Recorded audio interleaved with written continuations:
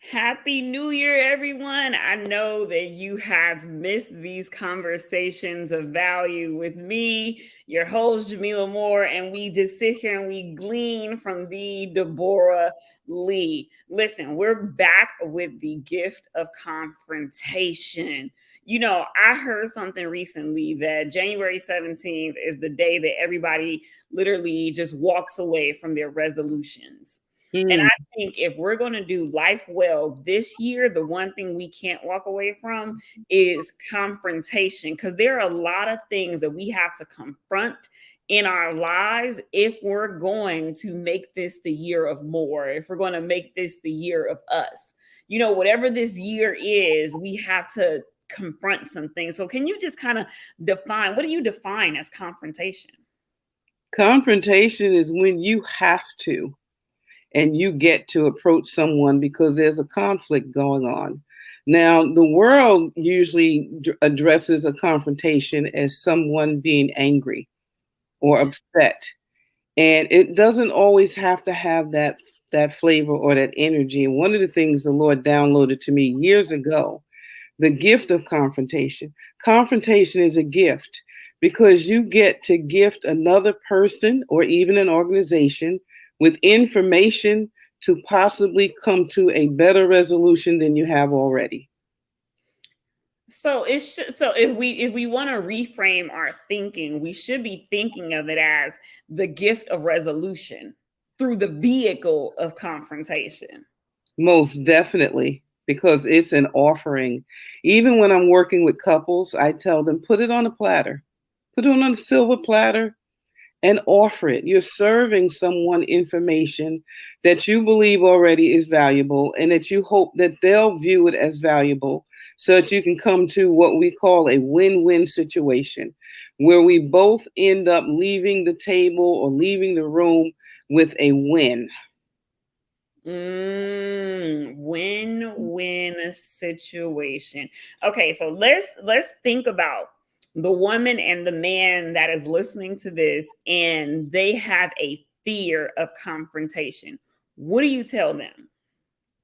What I tell them is that they're valuable, their voice is important, what they're offering to come to a mindset of that it can be a positive interaction. It doesn't always have to be negative, and that what they're offering the other person is very important for them to have that information so that they can work together in harmony.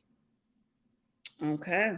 Okay. Everyone should be typing this right now, the gift of confrontation, because it brings about resolution and it brings about harmony.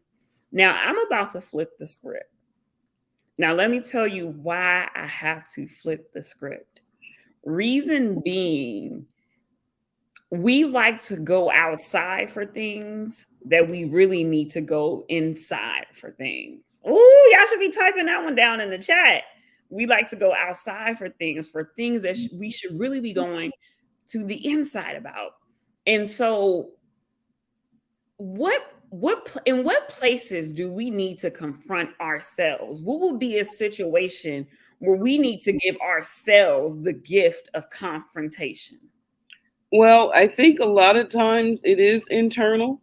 It may come from an external experience, though. And so Mm. I often talk about when my buttons are pushed, whose buttons are they? They're my buttons. So I need to make sure that I have a place where I can sit. May have to drive down to the beachfront, but sit in it and really pay attention to what am I feeling? I have encountered something that has been offensive to me. So, how come I'm offended? So that once I understand that, then when I approach the other person or organization, I can give them that offering of this bothered me, this challenged me, and I have come to an awareness of how come it bothers me.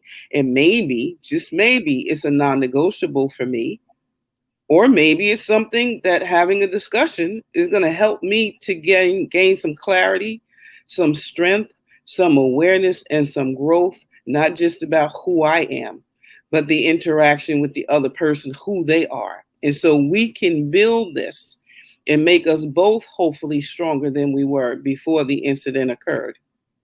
Mm. So then, if we want to really maximize what we're gleaning from you here on today, the thing that we need to be thinking about is external experiences, but internal reflections. Absolutely. And so before we ever go outside, Mhm. we want to really sit with why are we feeling this way? What is happening on the inside? Yes, what is important more so than why. I know people use why a lot, and Mhm. why doesn't give us enough information. Mm. What am I feeling? And what can I gain from this? And what can I do about this? And then we get to decide how we're going to confront that because maybe sitting in it was confrontational enough for us because of the awareness that we gained. So we've got to hope that, you know what, we're not always pointing the finger and looking at what happened and looking at the person and bringing them into a space that maybe we don't need to bring them into a space that they will use to deliver something to us, an awareness. The hope is we sit in it and we work through whatever the offense was for ourselves that may have come from somewhere else before we even knew this person. Well, usually that's actually what happens. I mean, it's easier to blame what's going on in the situation than to sit in it and say, hey, wait a minute. Wow, this is one of the things I realized about myself. I don't like people yelling at me. Well, the other person didn't know it. The supervisor didn't know it. Maybe during the dating courtship, the partner didn't know that. So now we have an opportunity to say, okay, that's what I don't like. I was able to pinpoint what challenged me greatly. So now I'm able to go to the person or the supervisor and say, you know what? I grew up in a time when yelling was so prevalent in my household and I never liked it. And here's the interesting part.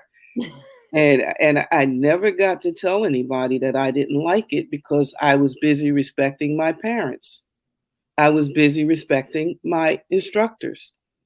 I remember one time being a nanny in a home and praying with the children in the morning and listening to their prayers.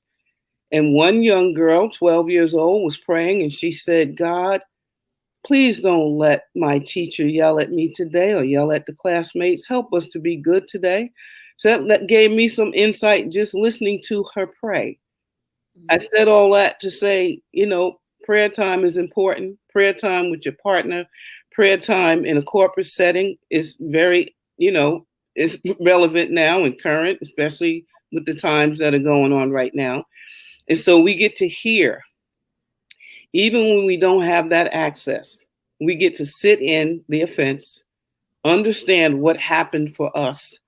Then we bring some clarity to the other person or the organization in terms of how come this is challenging me so much. And then we have an opportunity also, confrontation. You have an opportunity to get somebody to support you working through the situation. Because most of the time we're not enemies. It's just that we don't have enough information about each other. And so speaking up is courageous. Hold on, hold on. We are not about to let this go past. We are not enemies. Come We on. just don't have enough information. How many times has a relationship been damaged? How many times has trust been lost? Because instead of looking for information, gleaning information, we've casted them out as an enemy. Yes. Yes. Because we didn't trust the process. And I'm not saying that it's easy to trust the process. I am saying this though. You're worth it. Mm. You are worth it because you have no idea what you're about to receive from the interaction.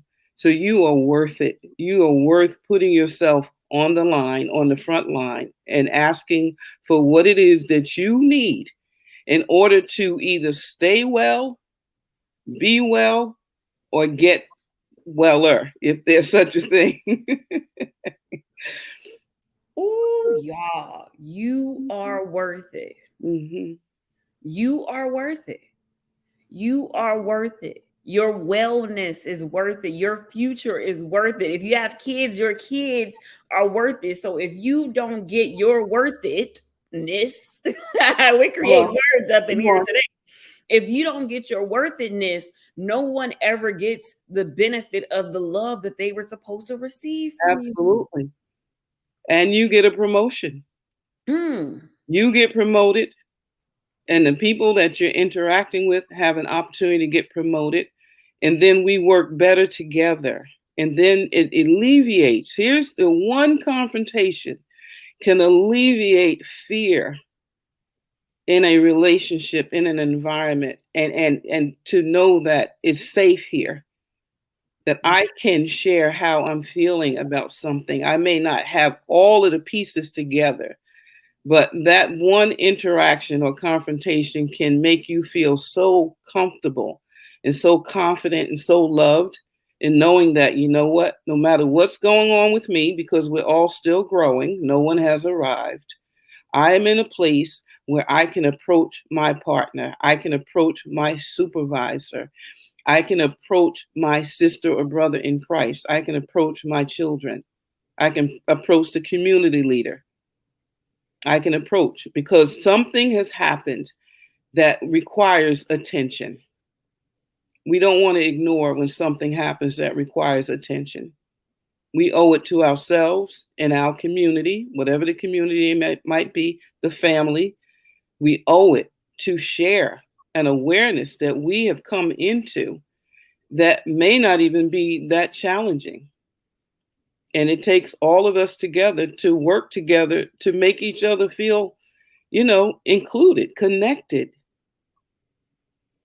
yeah, included and connected. I think we're going to land the plane here. But what do you say to the woman and the man that is listening to this, that will listen to this, that haven't worked through the childhood things that brought them to a place of where they resist the thing that they need, which is confrontation?